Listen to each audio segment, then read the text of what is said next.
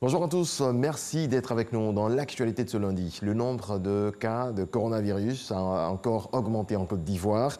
310 nouveaux cas de Covid-19. On enregistre également un nombre important de guéris, 260 et malheureusement 2 nouveaux décès. Le point du ministère de la Santé et de l'Hygiène publique. Le ministère de la Santé et de l'Hygiène publique a enregistré ce jour, dimanche 5 juillet 2020, 310 nouveaux cas de Covid-19 sur 2279 échantillons prélevés, soit 13,6% de cas positifs.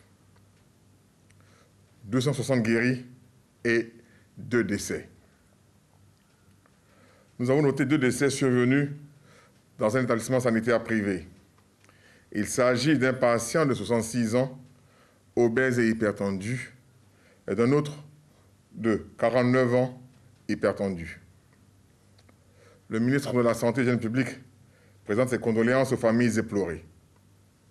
À la date du 5 juillet 2020, la Côte d'Ivoire compte donc 10 772 cas confirmés, dont 5 067 personnes guéries, 74 décès et 5 631 cas actifs.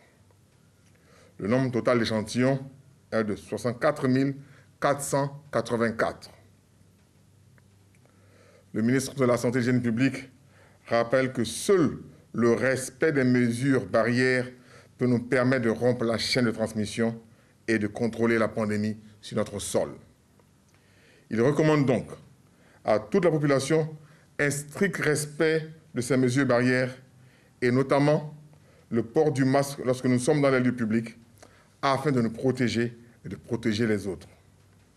N'oublions pas que c'est nous qui déplaçons le virus.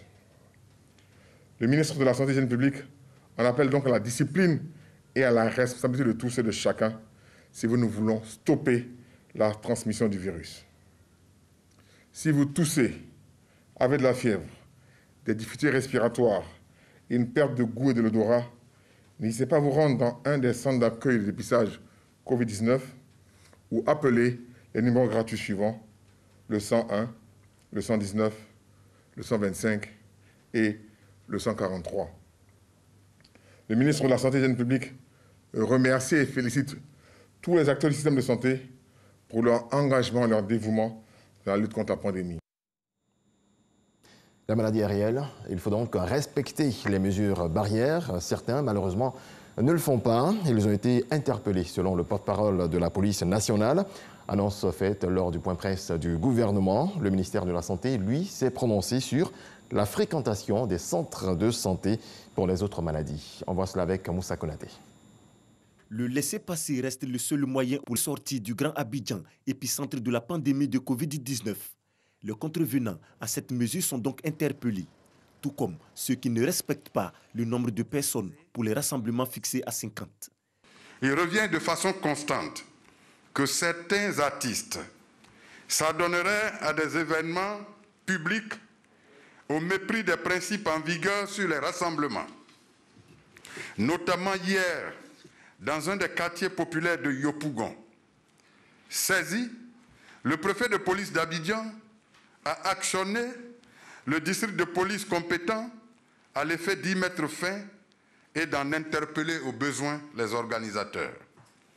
C'est par ailleurs le lieu de rappeler à nouveau, pour la gouverne de tous, que conformément aux mesures du 7e Conseil national de sécurité, tenu le jeudi 25 juin 2020, les rassemblements sont plafonnés à 50 personnes en un lieu, dans le strict respect des mesures sécuritaires et sanitaires barrières, notamment le port obligatoire de cache-nez, la distanciation d'au moins 1 mètre, tant dans le Grand Abidjan que dans les localités telles que San Pedro, Boaké, Aboasso, où l'on enregistre ces temps-ci plus de 30 cas positifs.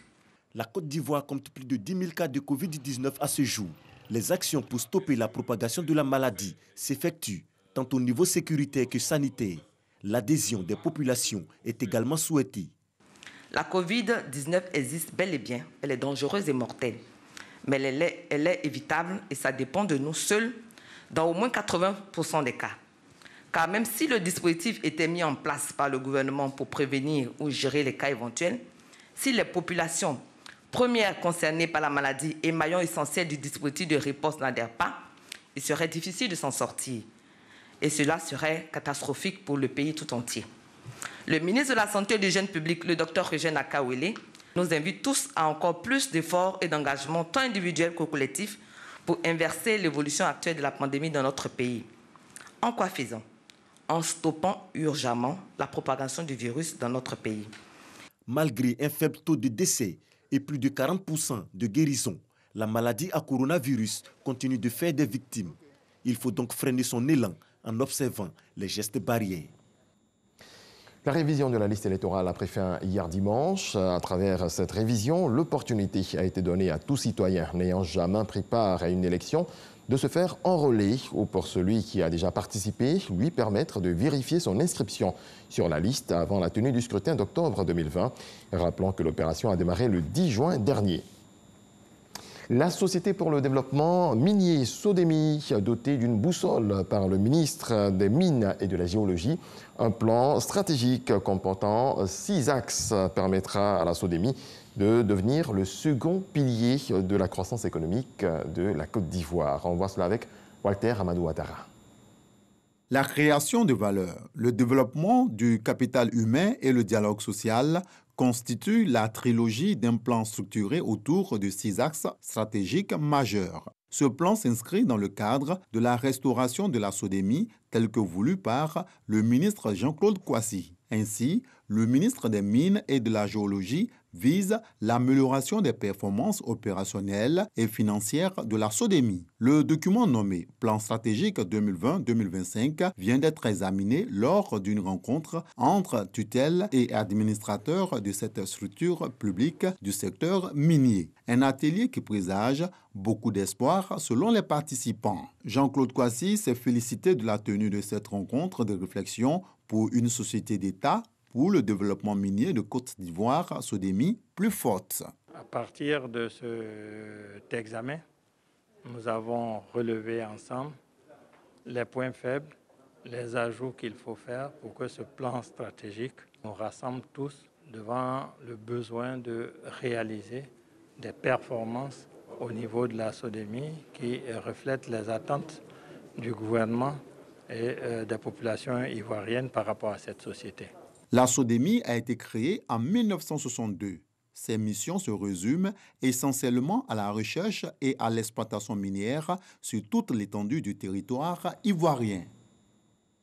Bientôt, un corridor écologique le long de la rivière Saro à Taï. C'est un projet qui va restaurer la connectivité écologique entre le parc national de Taï en Côte d'Ivoire et le parc de Grébocran au Libéria. Le lancement officiel s'est déroulé à la préfecture de Taï. F. Boué, notre correspondante. La phase de mise en œuvre du projet Conservation de la biodiversité dans le complexe Taï-Grebo-Sapo est lancée à la préfecture de Taï en présence de l'ensemble des parties prenantes. L'unité d'exécution du projet est présentée. L'objectif est de restaurer la connectivité écologique entre le parc national de Taï en Côte d'Ivoire et le parc national de Grébocran au Libéria. Il y a différentes espèces qui vivent dans ce parc et pour ne pas qu'il y ait des problèmes de consanguinité et pour ne pas que ces espèces arrivent à mourir, il faudrait qu'il y ait un couloir où il y ait des échanges entre les différentes espèces qui vivent aussi bien dans ce parc que dans les autres parcs au Libéria. À Taï, ce couloir ou corridor écologique sera aménagé le long de la rivière Saro sur 6 km et 225 mètres de part et d'autre du cours d'eau. Ce sont près de 150 ménages qui sont impactés. Malgré les 2 années de la phase préparatoire, jalonnée d'études écologiques, économiques et sociologiques, des inquiétudes des populations impactées demeurent. Elles concernent principalement le déguerpissement et les questions liées au développement. Les parents étaient autant dans le parc national de Taï. Les parents ont été chassés sans 5 francs. Tous les biens aujourd'hui sont restés aujourd'hui dans le parc. On voit encore le projet corridor qui vient s'installer dans notre nez. On n'a pas de forêt. Et vous nous demandez encore les 225 de chaque côté de la rivière de Zaro. Est-ce que du jour au lendemain, ça ne va pas s'agrandir comme l'a fait le parc? Donc, les parents ont peur. Il faut que cette fois-ci, que tout le monde s'occupe des préoccupations des populations que nous sommes. Globalement, le développement. Taï a besoin d'un développement, à commencer par la route. Les autorités rassurent que ces soucis seront traités. L'ensemble des préoccupations, que ce soit aussi bien par les populations, aussi bien par les élus, tout cela sera pris en compte. Le projet Conservation de la biodiversité dans le complexe Taï Grebo-Sapo est le fruit de la coopération entre la Côte d'Ivoire, le Libéria et la République fédérale d'Allemagne. Il est financé par la coopération financière allemande KfW à travers la Fondation des parcs et réserves de Côte d'Ivoire à près de 5 milliards de francs CFA. Sa durée est de 5 ans. À terme, il sera géré par les populations avec un statut de réserve naturelle volontaire. Dans le reste de l'actualité au Bénin, le brevet d'études du premier cycle BEPC est programmé pour le 13 juillet prochain, le baccalauréat pour le 20. Ce lundi, plus de 200 000 écoliers du CM2 composent pour le certificat d'études primaires.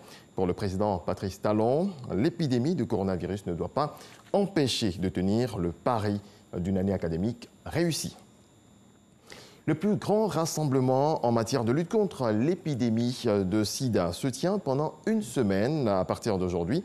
Ce sont les villes d'Auckland et de San Francisco, lieux emblématiques de la lutte contre le VIH, qui devaient accueillir cette conférence. Elle sera finalement virtuelle. Crise de coronavirus oblige. Merci à toutes et à tous de votre attention. Très bon début de semaine à vous.